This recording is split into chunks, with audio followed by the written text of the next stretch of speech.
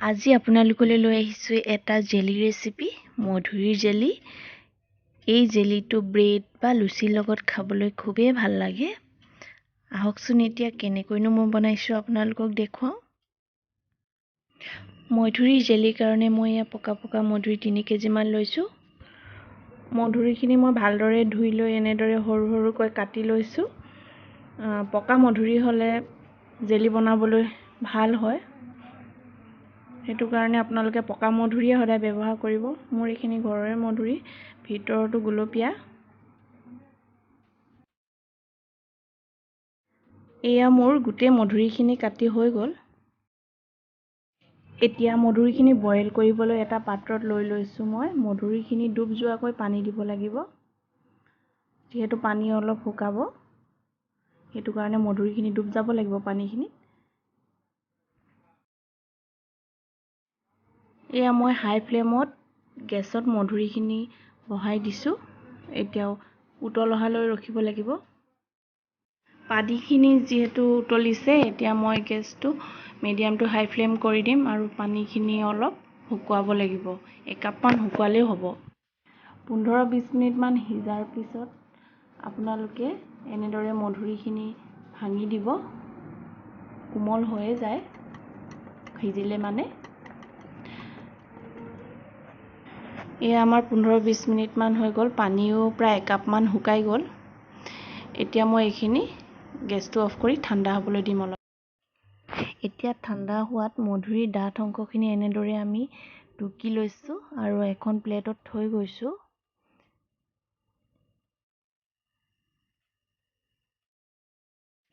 আপোনালোকে চেকনি বা পিঠা চলা চালনীও ব্যৱহাৰ কৰিব পাৰে এনেদৰে টুকুতে।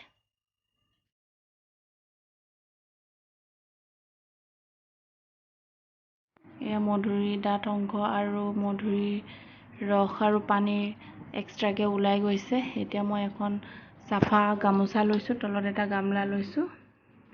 এতিয়া মই গোটেইখিনি ভালদৰে চেকিম আৰু বাকী যিখিনি আছিলে চচপেনটোত সেইখিনি মই চেকনিৰে চেকিম।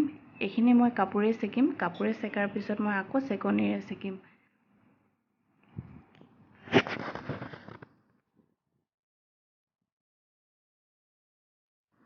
এয়া আমাৰ চেকা হৈ গ'ল। মধুৰিখিনি যিহেতু গুলপীয়া আছিল ভিতৰখন, সেইটো কাৰণে ৰংটো অলপ গুলপীয়া হৈছে। এতিয়া মই ৰসখিনি এটা বাচনত থৈছোঁ। 4 কাপ হৈছে। একেটা কাপৰে মেজাৰমেণ্টত আমি চেনিও দিব লাগিব। সেইটো কাৰণে মই কাপেৰে জোখ লৈছোঁ আৰু এতিয়া মই গেছত হাই ফ্লেমত বহাই দিছোঁ উতল আহিবৰ কাৰণে। এয়া উতল আহিছে। এতিয়া উতল অহাৰ পাছত মই ইয়াত চেনি দিম আৰু চেনি দিছোঁ 4 কাপ। যিহেতু ৰস ওলাইছিল 4 কাপ, সেই একেটা কাপৰ জোখেৰে 4 কাপ চেনি দিব লাগিব। চেনিখিনি লাগি নধৰিবলৈ মাজে মাজে লৰাই থাকিব লাগিব এনেদৰে। গেছটো মিডিয়াম টু হাই ফ্লেমত দিছোঁ। ধুনীয়াকৈ উতল আহিছে। এতিয়া মই 4 চামুচ নেমুৰ ৰস দিছোঁ।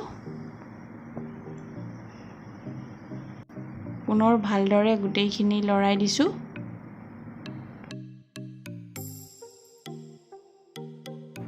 মিশ্ৰণটো প্ৰায় ডাঠ হৈছেগৈ। এতিয়া মই লিকুইড ৰেড ফুড কালাৰ দিছোঁ। এইটো আপোনালোকে দিবও পাৰে, নিদিবও পাৰে, নিজৰ লগত কথা। মই দিছোঁ কালাৰৰ কাৰণে।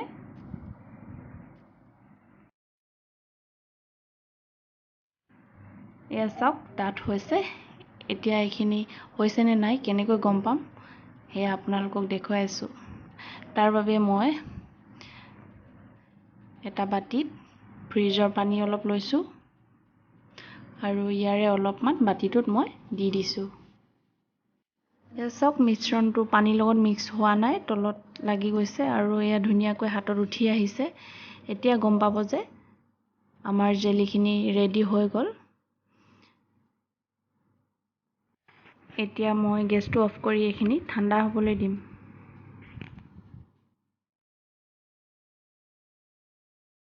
জেলিখিনি অলপ গৰম হৈ থাকোঁতে আমি বৈয়ামত ভৰাব লাগে। জেলি ভৰাবলৈ আমি সাধাৰণতে চিচা বৈয়াম ব্যৱহাৰ কৰিব লাগে। তেতিয়া জেলিখিনি বহুত দিন ভাল হৈ থাকে। জেলিখিনি যদি একেবাৰে ঠাণ্ডা কৰি বৈয়ামত ভৰোৱা হয়, জেলিখিনি ডাঠ হৈ যায়, তেতিয়া বৈয়ামত ভৰাবলৈ অসুবিধা হয়। অলপ গৰমে গৰমে ভৰালে বৈয়ামত ধুনীয়াকৈ ছেট হৈ যায়। এয়া মই 3টা বৈয়ামত জেলিখিনি ভৰালোঁ আৰু যেতিয়া জেলিখিনি একেবাৰে ঠাণ্ডা হ'ব তেতিয়াহে মই সাঁফৰখন টাইটকৈ মাৰিম। ৰেচিপিটো চাই কেনেকুৱা পালে জনাবলৈ নাপাহৰিব। যদি ভাল পালে লাইক, কমেণ্ট আৰু শ্বেয়াৰ কৰিব। আৰু যিসকলে মোৰ এই চেনেলটো আজি নতুনকৈ চাইছে তেওঁলোকে অনুগ্ৰহ কৰি মোৰ এই চেনেলটো ছাবস্ক্ৰাইব কৰি দিব। অন্য এটা ভিডিঅ' লৈ আকৌ আহি আছোঁ। ধন্যবাদ।